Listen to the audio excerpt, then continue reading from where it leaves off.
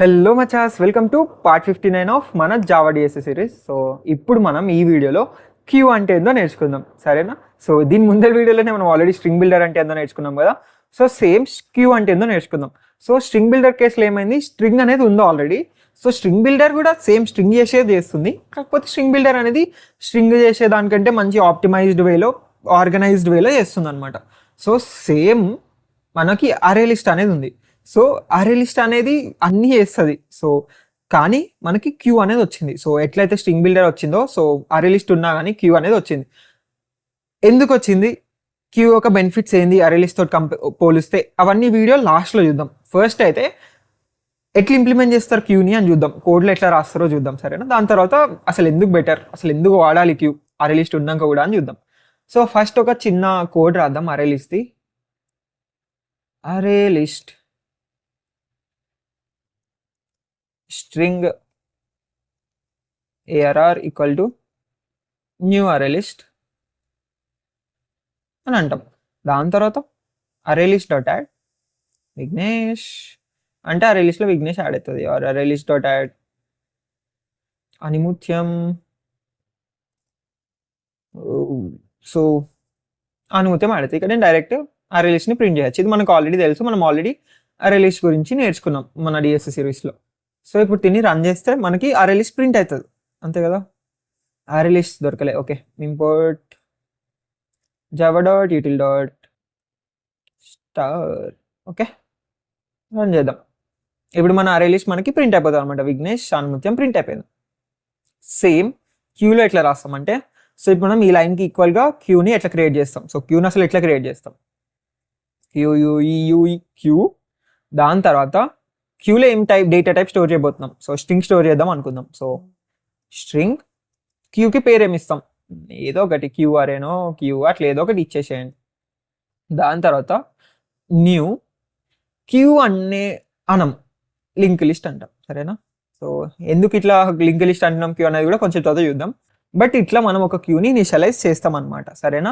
అరే లిస్ట్ని ఇట్లా ఇనిషియలైజ్ చేస్తాం. అరే లిస్ట్ దాని డేటా టైప్ అరే లిస్ట్లో ఏం స్టోర్ చేసుకోవాలనుకుంటున్నాం, దాని తర్వాత వేరియబుల్ నేమ్ న్యూ అరే లిస్ట్. సేమ్ అట్లనే క్యూ దాని లోపల ఏం డేటా టైప్ స్టోర్ చేయాలనుకుంటున్నాం, స్ట్రింగ్. సో ప్రస్తుతానికి అయితే క్యూ అనేది ఎగ్జాక్ట్ అరే లిస్ట్ ఏమేమి చేస్తుందో అన్నీ చేస్తుంది అని జస్ట్ అనుకోండి, అది చెయ్యదు. బట్ నువ్వు ఆలోచించడానికి సేమ్ ఒక అరే లాగా క్యూ కూడా, సరేనా? సో సేమ్ అట్లా స్ట్రింగ్స్ని స్టోర్ చేసుకోగలుగుతుంది క్యూ కూడా. So queue new link list అని ఒక క్యూని ఇనిషియలైజ్ చేయగలుగుతాం. దాని తర్వాత క్యూ డాట్ యాడ్ విఘ్నేష్ అన్నాం. దాని తర్వాత క్యూ డాట్ యాడ్ అనిముత్యం అన్నాం. System dot out dot println queue అన్నాం. ఇప్పుడు దీన్ని రన్ చేసి చూద్దాం. రన్. సో క్యూ వాడాలన్నా మనం యూటిల్ నుంచి ఇంపోర్ట్ చేసుకోవాలి, ఓకే. సో విఘ్నేష్ అనిముత్యం అని ప్రింట్ అయిపోయింది. కానీ నువ్వు చూడొచ్చు, ఇనిషియలైజ్ చేసడం ఒక్కటే తేడా ఉంది, మిగతా అన్ని లైన్స్ సేమ్ ఉంది, ఓకే. దాని తర్వాత ఇప్పుడు మనం ఈ అరేల నుంచి ఏమైనా తీసేద్దాం, సరేనా? అరే డాట్ రిమూవ్ 0 ఇండెక్స్ దగ్గర ఉన్నది రిమూవ్ చేద్దాం, సరేనా? ఇది ఏం చేస్తుంది, 0 ఇండెక్స్ దగ్గర ఉన్నది రిమూవ్ చేస్తుంది. సో ఈ అరేలో 0 ఇండెక్స్ దగ్గర ఏముంది, విఘ్నేష్ ఉంది కదా. సో ఇక్కడ అరే చూడొచ్చు మనం, ఆల్రెడీ విఘ్నేష్ అనుమత్యం ఉంది. 0 ఇండెక్స్ దగ్గర విఘ్నేష్ ఉంది. సో విఘ్నేష్ని రిమూవ్ చేస్తుంది. సో రన్ చేసి చూద్దాం. సో విఘ్నేష్ని రిమూవ్ చేసినాక అనుమత్యం ఒక్కటి మిగిలిపోతే అనుమత్యం ఉంటుంది.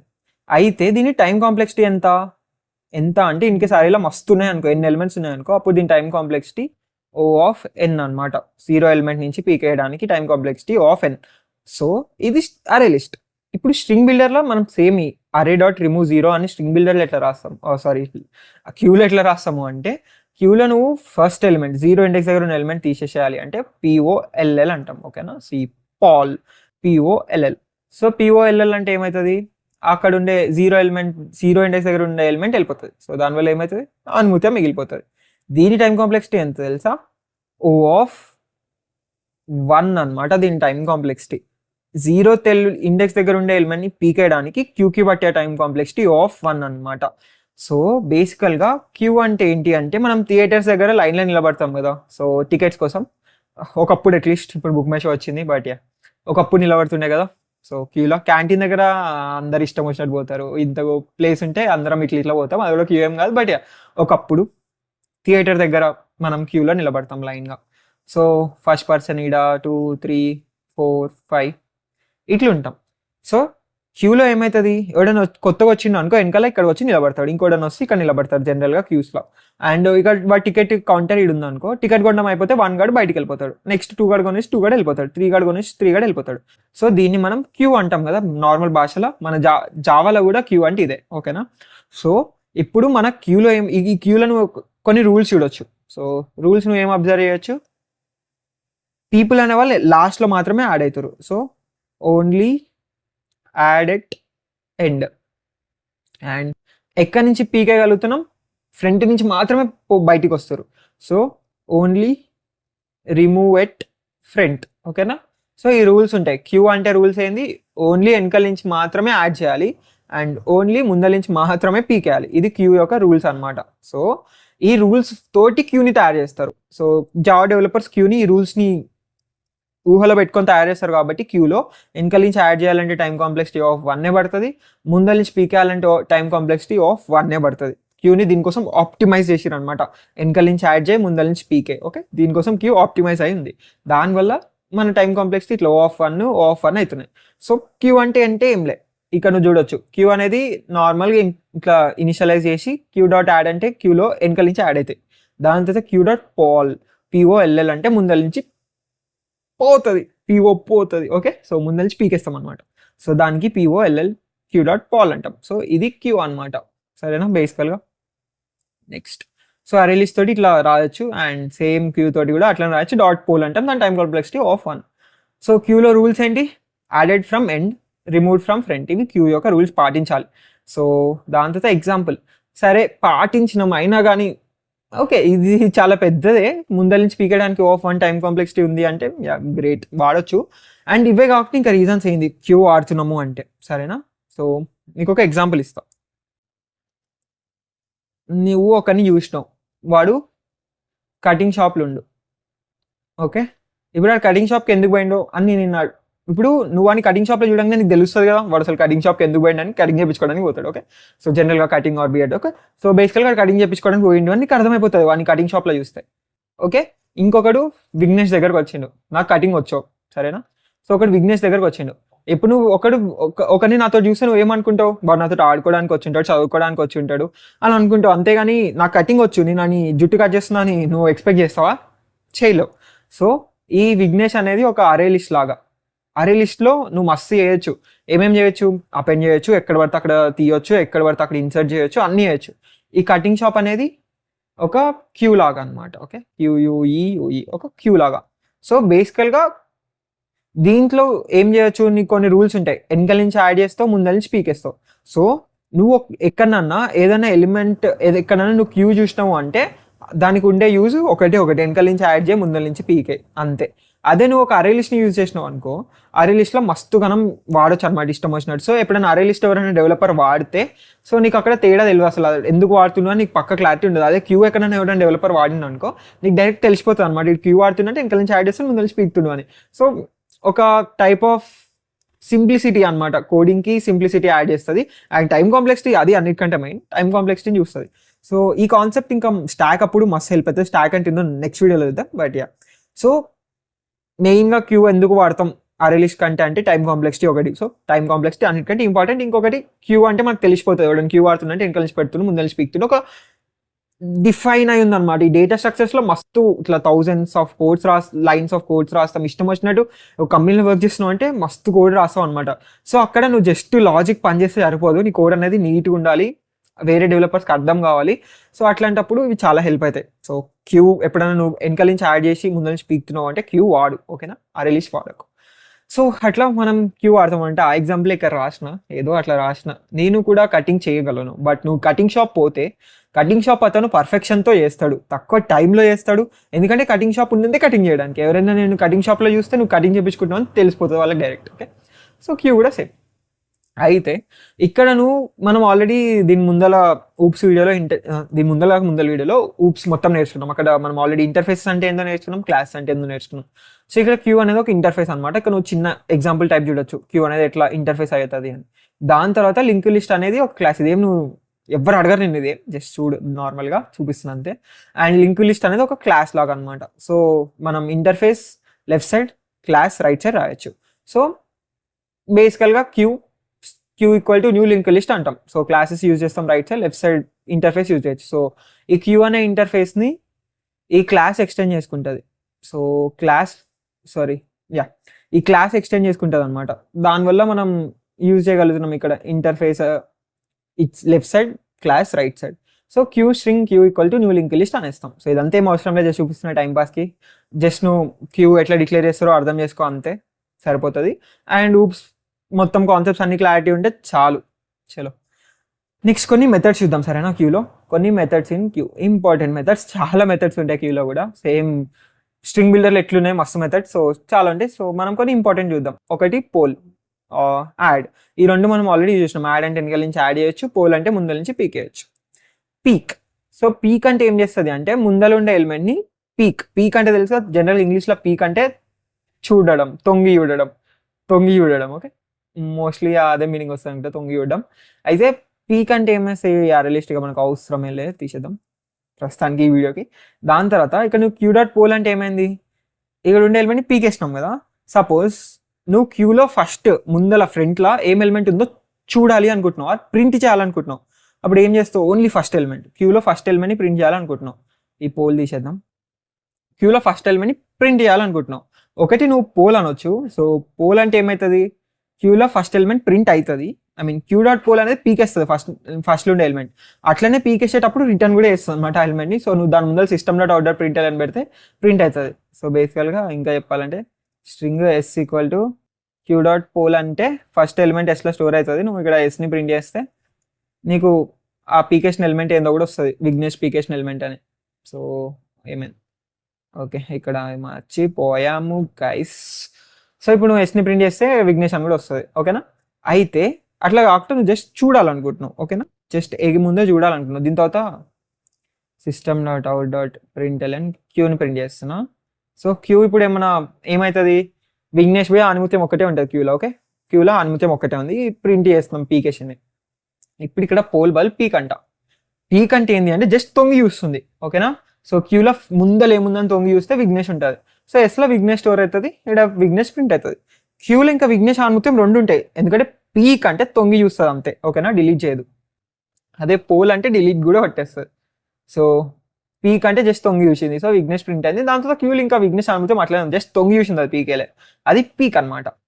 సో ఇక్కడ మనం చూస్తే పీక్ అంటే returns front element, just front element return చేస్తుంది. పోల్ అంటే removes front element and returns it. Sorry, peak వేస్తుంది బట్ రిటర్న్ కూడా వేస్తుంది, స్టోర్ చేసుకోవడానికి ఆర్ ప్రింట్ చేసుకోవడానికి. సైజ్ అంటే క్యూ యొక్క సైజ్ని మనం ప్రింట్ చేయొచ్చు, అది సైజ్ అని ప్రింట్ చేస్తాం. డాట్ సైజ్ అంటే క్యూ యొక్క సైజ్ వస్తుంది. సో ఇక నేను క్యూ అనే వాళ్ళు క్యూ డాట్ సైజ్ అన్నా అనుకో, అప్పుడు క్యూ యొక్క సైజ్ ఎంత ఉంది, 2 ఎలిమెంట్స్ ఉన్నాయి, విఘ్నేష్ ఆనిముత్యం 2 వస్తుంది. సో క్యూ డాట్ సైజ్ 2 వచ్చేసింది. ఇది క్యూ డాట్ సైజ్ చాలా వాడతాం. అండ్ ఈజ్ ఎంటీ, ఓకేనా, ఇది చాలా ఇంపార్టెంట్, మస్తు వాడతాం ఈజ్ ఎంటీ అనేది. అసలు ఎంత హై లెవెల్ డిఎస్ఏకి పోయినా ఈజ్ ఎంటీ వాడుతూనే ఉంటాం. And direct queue dot size equal to 0 అన్నా ఈజ్ ఎంటీ అన్న ఒకటే. Okay, queue dot size equal to 0 వాడతాం. ఈజ్ ఎంటీ ఇట్లా ఎందుకో ఇట్లా అందరూ అదే వాడుతూ ఉంటారు, వాడుతుంటే ఎక్కడ చూసినా నువ్వు queue dot size equal to 0 చూడు, క్యూ డాట్ ఈజ్ ఎంటీ చూస్తావు. So queue dot is empty అనేది ట్రూ ఫాల్స్ రిటర్న్ చేస్తుంది. ట్రూ ఎప్పుడు రిటర్న్ చేస్తుంది అంటే ఇన్ కేస్ ఎంటీ అయింది అనుకో క్యూ, అప్పుడు ట్రూ రిటర్న్ చేస్తుంది. సో ఎంటీ కావడం అంటే ఒక ఎలిమెంట్ కూడా లేకపోవడం, queue dot size equal to 0 కావడం. So queue dot is empty అయితే అవునా, సో ఇది ఎప్పుడు ట్రూ రిటర్న్ చేస్తుంది ఎంటీ అయితే. కానీ మన క్యూలో ఆల్రెడీ విఘ్నేష్ ఆనిముత్యం 2 ఉన్నాయి. సో క్యూ డాట్ ఎంటీ కాదు. ఇప్పుడు ఇదంతా కామెంట్ చేద్దాం. సో ఇప్పుడు మన క్యూ ఎంటీ ఉందిగా, ఇప్పుడు రన్ చేసి చూద్దాం. రన్ చేసి చూస్తే queue dot is empty true return చేస్తుంది, క్యూ ఎంటీ కాబట్టి. కావాలంటే ఇక్కడ క్యూ డాట్ యాడ్ చేసి విఘ్నేష్ని యాడ్ చేయి, దాని తర్వాత క్యూ డాట్ పాల్ చేయి, అంటే ఫస్ట్ ఎలిమెంట్ని పీకేసాయి. ఇప్పుడు ఏమవుతుంది, ఇప్పుడు కూడా మళ్ళీ ఎంటీ అవుతుంది అనమాట మన క్యూ. సో ఎంటీ కావడం వల్ల ట్రూ రిటర్న్ అవుతుంది. సో ఈజ్ ఎంటీ అనేది జస్ట్ ట్రూ అని చెప్తుంది. చలో అది ఈజీ. అండ్ క్యూని మనం ఫీఫో అంటాం. సో బేసికల్గా ఈ ఫీఫో అనేది చాలా ఇంపార్టెంట్, FIFO. ఇది జనరల్గా ఇంటర్వ్యూస్లో తక్కువ అడుగుతారు, but important FIFO. So FIFO అంటే ఏంటి అంటే ఫస్ట్ ఇన్ ఫస్ట్ అవుట్ అనమాట. సో ఫీఫో అంటే first in first out. So first in first out అంటే ఏంటి, ఇది మన క్యూ అనుకో. సపోజ్ 1 గాడు ఫస్ట్ వచ్చి యాడ్ 1 అన్నాం, next dot add 2, next dot add 3, next dot add 4 అన్నాం. సో ఇట్లా అన్న తర్వాత వీడు వెళ్ళిపోతాడు అనమాట బయటికి నెక్స్ట్. సో వీడు బయటికి వెళ్ళిపోతే, సో ఫస్ట్ ఎవరు లోపలికి వచ్చిండు, 1 గాడు లోపలికి వచ్చిండు, వాడే ఫస్ట్ అవతలికి పోతాడు. ఎవడైతే ముందు లోపలికి వస్తాడో వాడే ఫస్ట్ అవతలకి వెళ్తాడు అంతే కదా. సపోజ్ మన థియేటర్ కౌంటర్ ఈడుంది, ఈడ ఒక పెద్ద క్యూ ఉంది. ఫస్ట్ విఘ్నేష్ అని ఒకడు ఉండు, ఓకే, వాడు నడుచుకుంటూ పోయిండు అనుకో, వాడు కొని దాని తర్వాత ఇంకొకడు దినేష్ అని ఉండు, వాడు నడుచుకుంటూ లోపల వేయండు. ఇప్పుడు విఘ్నేష్ గాడు ఉండు, దినేష్ గాడు ఉండు. ఇప్పుడు బయటికి ఎవడు వస్తాడు ఫస్ట్, విఘ్నేష్ వస్తాడా దినేష్ వస్తాడా? సో ఈ విఘ్నేష్ బయటికి వస్తాడు, ఎందుకంటే వాడు ముందు పోయింది కాబట్టి. సో ఫస్ట్ ఎవడైతే ఇన్ అయిందో వాడే ఫస్ట్ అవుట్ అవుతాడు. సో ఆ ప్రిన్సిపల్ని ఫస్ట్ ఇన్ ఫస్ట్ అవుట్ అంటారు అనమాట. సో క్యూని కూడా మనం ఫీఫో అంటాం, ఫస్ట్ ఇన్ ఫస్ట్ అవుట్. ఎవడైతే లోబడి ముందు పోతాడో ఆడు ముందు బయటకు వస్తాడు, అంతే, ఏం లేదు. So first in first out, సరేనా? సో ఫీఫో అంటాం జనరల్గా. ఇది వైవాస్లా అట్లా అట్లా లైట్గా అడుగుతారు. సో ఫీఫో అంటే ఏంటి, క్యూ అంటే ఏంటి, ఫీఫోనా లీఫోనా? లీఫో అని కూడా ఒకటి ఉంటుంది. లీఫో అంటే లాస్ట్ ఇన్ ఫస్ట్ అవుట్ అనమాట. లీఫో అది స్టాక్కి సంబంధించింది, తర్వాత వీడియోస్లో చూద్దాం. బట్ క్యూ అంటే FIFO, first in first out. ఇది గుర్తుంచుకోండి, ఇంపార్టెంట్ ఎంతైనా. సో చలో అది. అండ్ క్యూని ఎట్లా ఇటరేట్ చేస్తాం? క్యూని ఇటరేట్ చేయడం అంటే ఏంటి?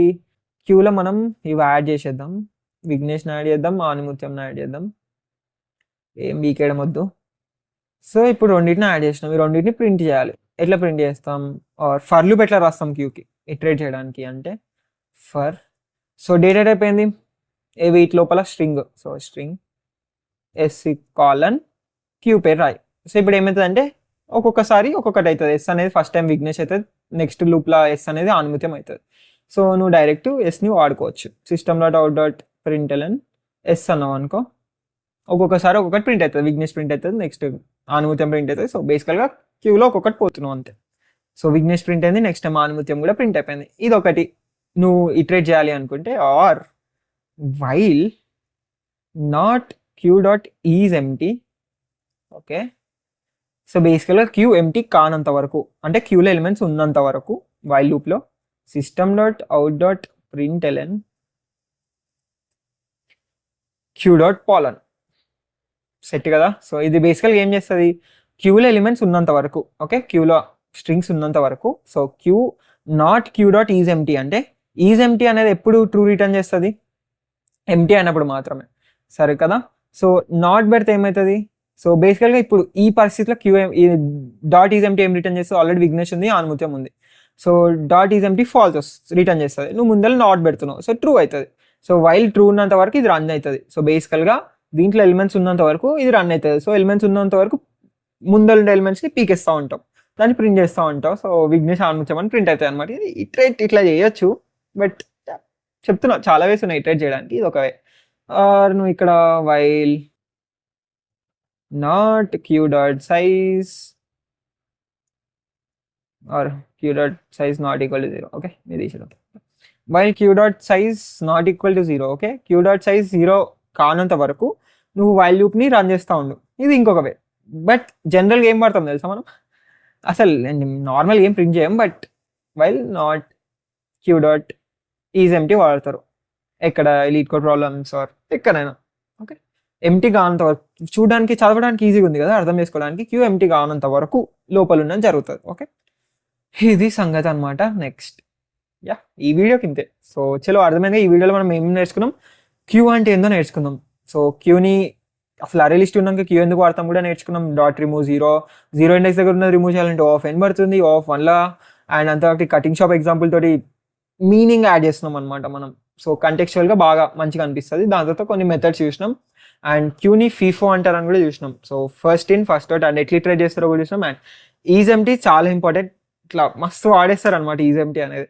సో బేసికల్గా ఇప్పుడు మన కోర్స్ ఎటుపోతుంది, మన కోర్స్లో ఏంటి అంటే ఇప్పటిదాకా మనం స్టార్టింగ్ నుంచి బైనరీ సెర్చ్, ఫర్ లూప్ మీద ప్రాబ్లమ్స్, వైల్ లూప్ మీద ప్రాబ్లమ్స్, ప్యాటర్న్స్ ఇవన్నీ చేసేసినాం ఆల్రెడీ బైనరీ సెర్చ్. సో ఇవన్నీ చేసేసిన తర్వాత ఇప్పుడు మనం కొంచెం ఊప్స్ సైడ్ వచ్చినాం అనమాట, కొంచెం ఊప్స్ సైడ్. సో ఇప్పుడు మనం కొన్ని ఆబ్జెక్ట్స్ క్రియేట్ చేయడం కూడా నేర్చుకుంటాం.